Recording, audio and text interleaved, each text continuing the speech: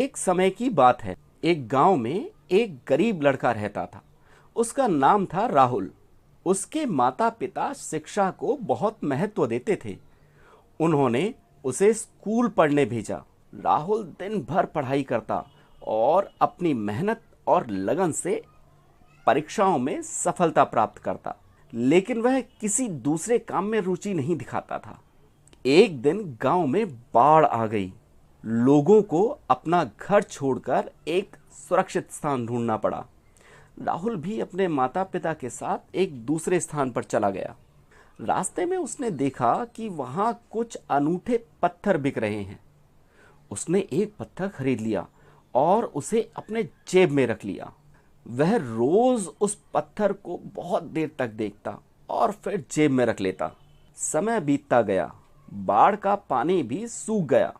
राहुल और उसके माता पिता वापस अपने घर लौट आए। राहुल ने वह पत्थर अलमारी में रख दिया। वह अब स्कूल जाने लगा और अपनी पढ़ाई जारी रखी।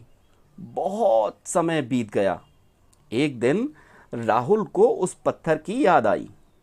उसने अलमारी में रखे हुए उस पत्थर को बाहर निकाला और देखने लगा।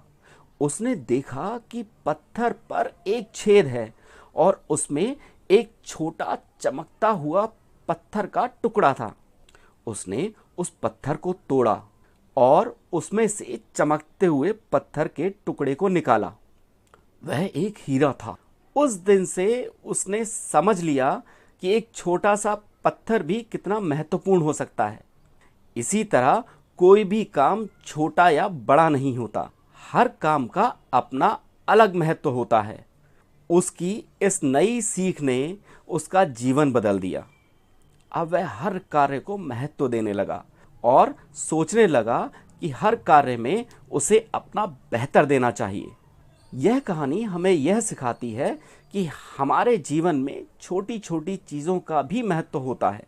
हमेशा अपना बेहतर देने से हम अपने लक्ष्यों को प्राप्त कर सकते हैं और सफलता की ओर बढ़ सकते हैं।